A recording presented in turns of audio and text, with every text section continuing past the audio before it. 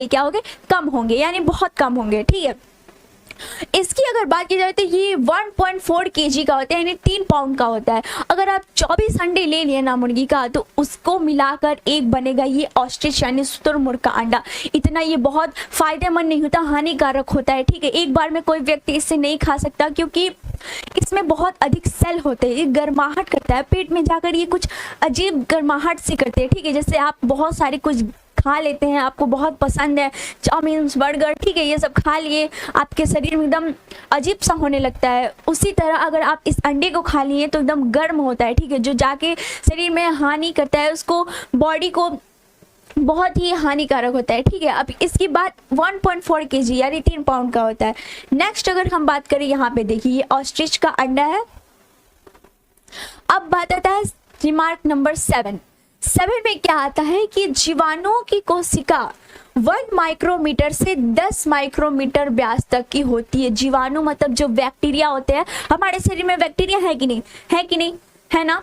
तो उसमें क्या होता है, बैक्टीरिया में भी कोशिका होती है। मैंने अभी बताया शरीर के हर एक अंगों में कोशिका यानी सेल पाई जाती है। और हमारे शरीर में जो बैक्टीरिया है, जो जीवाणु है, ठीक है, जीवाणु मतलब क्या, जो मिट्टी में भी देखने को मिलते हैं, पानी में भी देखने को मिलते हैं, ये सब क्या है, कोशिका 1 माइक्रोमीटर से 10 माइक्रोमीटर व्यास तक की होती है। इनका जो साइज आकार होता है, ठीक है, इतना का होता है। नेक्स्ट अगर देखिए मनुष्य के शरीर का सबसे बड़ी, अब बात है मनुष्य यानी आप और हम, क्या होता है, मनुष्य के शरीर का सबसे बड़ी कोशिका तंत्रिका कोशिका होता है। तंत्रिका कोशिका मतलब क्या, न्यूरॉन, इसको इंग्लिश में कही जाती है न्यूरॉन कही जाती है। ठीक है, इसको न्यूरॉन कही जाती है। ये जिसकी आकार 1 मीटर से लंबा हो सकता है, इसके आकार थोड़ी तार की तरह होते हैं। ठीक है, ये तंत्रिका कोशिका हमारे शरीर में जो होता है ना, ये तार की तरह, पतला तार की तरह होता है। इसकी लंबाई 1 मीटर से लंबी हो सकती है। यहाँ पे देखिए, ये देखिए, ये इतने सारे ये जो आपको दिख रहे हैं, ये तंत्रिका कोशिका। और यहाँ पे अब हम बात करेंगे नेक्स्ट रिमार्क की, तो यहाँ पे आता है कोशिका जीव द्रव से बनी एक रचना है जो रासायनिक तत्व के संयोग से बना होता है। अब यहाँ पे देखिए, यहाँ पे क्या आता है, कोशिका यानी जीव द्रव्य से बनी यानी प्रोटोप्लाज्म से बनी एक रचना जो रासायनिक तत्व के साथ संयोग से बना होता है। नेक्स्ट अगर रिमार्क की बात करें तो यहाँ आता है एक मनुष्य के शरीर में, यानी आप हो गए, हम हो गए, और हमारे शरीर में लगभग 60 गुने 10 के पावर 15 कोशिका पाई जाती है। इतने सारे कोशिका पाई जाती है एक मनुष्य, यानी एक मानव के शरीर में कितनी कोशिका पाई जाती हैं, 60 गुने 10 के पावर 15 कोशिका पाई जाती है। ठीक है, नेक्स्ट अगर हम बात करें, यहाँ देखिए, अगर ये सब दिख रहे हैं आपको, ये सब क्या है, सेल है, कोशिका है। हमारे रुधिर मतलब क्या, हमारा ब्लड, ठीक है, हमारे रुधिर में उपस्थित श्वेत रक्त कोशिका है। बोले मैम यहाँ पे श्वेत यानी वाइट ब्लड सेल, WBC, जैसे शॉर्टकट में बोली जाती है WBC, उसका फुल फॉर्म होता है वाइट ब्लड सेल यानी WBC, जो निरंतर अपना रूप बदलती रहती है। ये जो सेल है अपना रूप बदलता रहता है। ठीक है, अपना रूप बदल, जिससे ल्यूकोसाइटस कहते हैं। ये जो रूप बदलता है अपना, उसे क्या कहते हैं, ल्यूकोसाइटस, क्या कहते हैं, ल्यूकोसाइटस कहते हैं। ठीक है, अब देखिए नेक्स्ट यहाँ पे बात आता है, अगला रिमार्क देखें तो तंत्रिका कोशिका का आकार बहुत ही लंबा और पतला तार की तरह होता है, जिसके सहायता से शरीर के प्रत्येक भाग में आवेगों का चालन होता है। अभी मैंने बताया कि शरीर का सबसे बड़ी कोशिका क्या है, तो तंत्रिका कोशिका है। क्या है, तंत्रिका कोशिका, मैंने बताया वो तार की तरह पतला होता है। यहाँ पे देखिए, ये है तंत्रिका कोशिका। ठीक है, ये तार की तरह एक लंबा, तार की तरह एक पूरा, मतलब जैसे आपने तार देखा है, उनके मैं आपको दिखाती हूँ। यहाँ पे जो ये मैंने तार लिया है, ठीक है, ठीक इसी तरह, इससे भी थोड़ा मतलब मोटा होता है, ठीक इसी तरह एक तार की तरह पतला होता है। ये क्या होता है, तंत्रिका कोशिका होता है। ठीक है, जिसके सहायता से शरीर के प्रत्येक भाग में आवेगों का चालन यानी इम्पल्स, यानी जैसे हम मैसेज कह सकते हैं, इसी के सहायता से जो भी सूचना होता है हमारे सबसे पहले कहाँ जाता है, ब्रेन में जाता है। किसके माध्यम से, तंत्रिका कोशिका के माध्यम से। नेक्स्ट बात करें, अगला रिमार्क बात करें तो कह रहा है कि कुछ जीव यानी कुछ जंतुओं में कोशिका का आकार लगभग स्थिर यानी फिक्स होता है।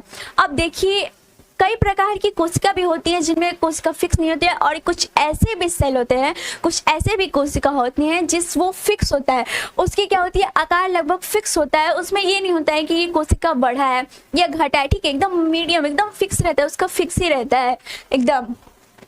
अब देखिए नेक्स्ट रिमार्क देखिए तो यहाँ पे क्या कह रहा है, कोशिकाओं की संख्या जीवों के शरीर के आकार पर, संख्या यानी जीवों की जितनी संख्या है उसके शरीर पर के आकार पर निर्भर करता है। एग्जाम्पल फॉर, चूहे में कोशिकाओं की संख्या हाथी में उपस्थित कोशिकाओं की संख्या बहुत कम होती है। यहाँ पे बात आती है चूहा और हाथी। चूहा कितने छोटे छोटे होते हैं और हाथी एकदम बड़े होते हैं, ठीक है। जैसे वट वृक्ष की तुलना में गुलाब के पौधों में कोशिका बहुत कम होती है।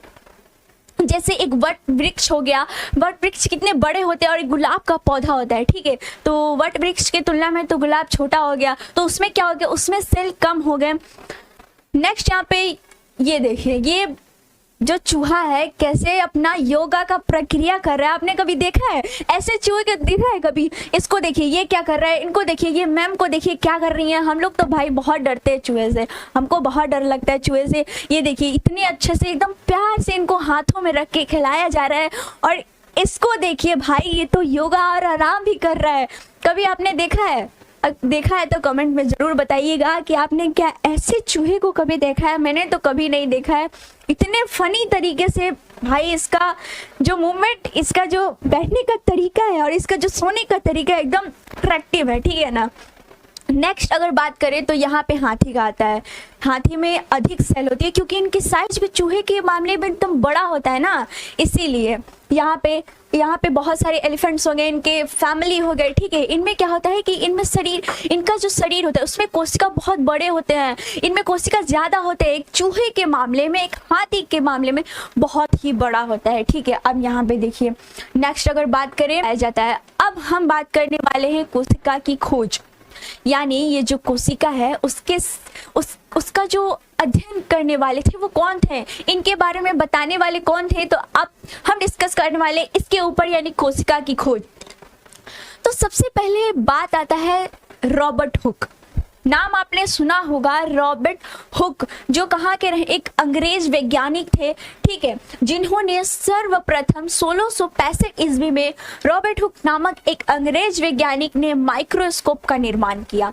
अब देखिए यहाँ पे जो एक रॉबर्ट हुक नामक वैज्ञानिक थे, अंग्रेज वैज्ञानिक थे, इन्होंने सर्वप्रथम 1665 ईस्वी में क्या किया था, माइक्रोस्कोप का निर्माण किया।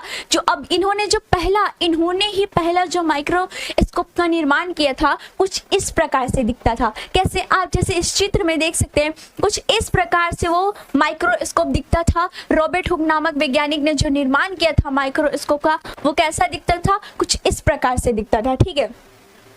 अब देखिए ये है रॉबर्ट हुक, आप ऐसे चित्र में देख रहे हैं, ये इनका तस्वीर लगा है। ये कौन है? रॉबर्ट हुक है। इनका जन्म, ये रहने वाले थे यूके में, और इनका जन्म हुआ था 18 जुलाई 1635 ईस्वी में, ठीक है। ये कहाँ के रहने वाले थे? यूके, यानी ये लंदन के रहने वाले थे, ठीक है। इंग्लैंड के रहने वाले थे, और इनका जन्म हुआ था 18 जुलाई 1635 ईस्वी में। अब देखिए ये इनके द्वारा क्या कहा गया कि माइक्रोस्कोप के निर्माण के बाद, इन्होंने जो माइक्रोस्कोप का निर्माण किया था उसके बाद रॉबर्ट हुक ने माइक्रोस्कोप में कण की एक पतली कोट में अनेक सूक्ष्म मोटी भीति वाली मधुमक्खी की छाती जैसी कोठरियां देखी। इन कोठरियों को रॉबर्ट हुक ने सेल नाम दिया। अब देखिए यहाँ पे मेन पॉइंट क्या है, इन्होंने क्या देखा, जो इन्होंने ये जो माइक्रोस्कोप का निर्माण किए थे, इसकी सहायता से इन्होंने देखा कि एक कर्क मतलब क्या, जैसे पेड़ में होता है ना, जो छाल होता है, उसको सड़ा होता है, उसको बोलते हैं कर्क, ठीक है। उन्होंने एक पतली कोट में अनेक सूक्ष्म मोटी भीति वाली मधुमक्खी की छाते, अब मधुमक्खी का छाते देखे होते हैं, उसमें छोटे छोटे क्या होते हैं, उन्होंने अपना घर बनाया रहता है, ठीक है। उसमें छोटे छोटे ऐसे करके छोटे छोटे बिंदु जैसे कुछ होती हैं, ठीक है। तो उन्होंने उसमें देखा एक कोठरियाँ जैसी होती, एकदम अंधेरा अंधेरा, हमने तो कभी देखा नहीं भाई, उसके घर में थोड़ी ना जाकर देखे होंगे, इन्होंने देखा माइक्रोस्कोप से। अगर आप भी माइक्रोस्कोप से देखेंगे तो आपको भी निश्चित तौर से दिखेगा। ये कोठरियां देखी, इन्होंने कोठरियों को रॉबर्ट हुक ने क्या नाम दिया, और इन्होंने जो देखा इन्होंने उसको नाम दे दिया सेल। ये बात यहाँ तक खत्म नहीं हुई है बच्चे, यहाँ पे और वैज्ञानिक ने अपने प्रयोग के आधार पे शोध किया इस सेल के बारे में, ठीक है। तो ये सबसे पहले वैज्ञानिक का नाम आता है। बहुत सारे बच्चे कंफ्यूज हो जाते हैं, ठीक है, यहाँ पे, लेकिन यहाँ पे आपको कंफ्यूज नहीं होना है। आपको हमारे थ्रू यानी हमारे द्वारा आपको जो समझाया जा रहा है, आपको बिल्कुल आप कंफ्यूज नहीं, एकदम टोटली आपको अच्छे से समझ में आएगा। ये पहले वैज्ञानिक का नाम आता है रॉबर्ट हुक, जिसने 1665 ईस्वी में माइक्रोस्कोप का निर्माण करते हुए इन्होंने मधुमक्खी के छाते में कोठरिया जैसी एक भित्ति, ठीक है, एक कोट में अनेक सूक्ष्म जैसी कोठरियां देखी। इन्होंने क्या नाम लिया, जब इन्होंने देखा उस कोठरिया में, उस मधुमक्खी के छाते में, तो इन्होंने उसका नाम रख दिया सेल यानी कोशिका।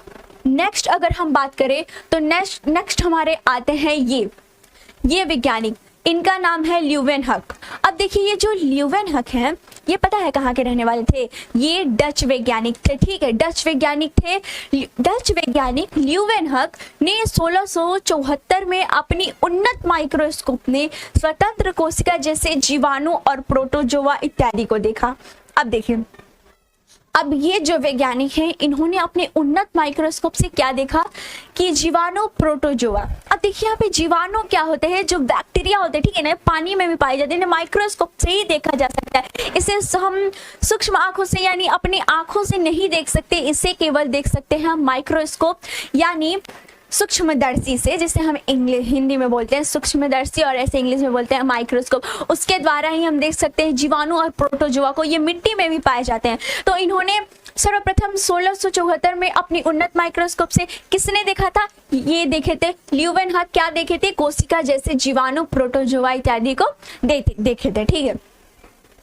नेक्स्ट अगर हम बात करें तो अगले वैज्ञानिक आते हैं हमारे रॉबर्ट ब्राउन। ये भाई बहुत प्रसिद्ध वैज्ञानिक, ठीक है। इन्होंने क्या किया था, सन 1831 ईस्वी में रॉबर्ट ब्राउन ने अपने प्रयोग के आधार पर इन्होंने अपना प्रयोग किया और बताया कि प्रत्येक कोशिका के केंद्र में एक गोलाकार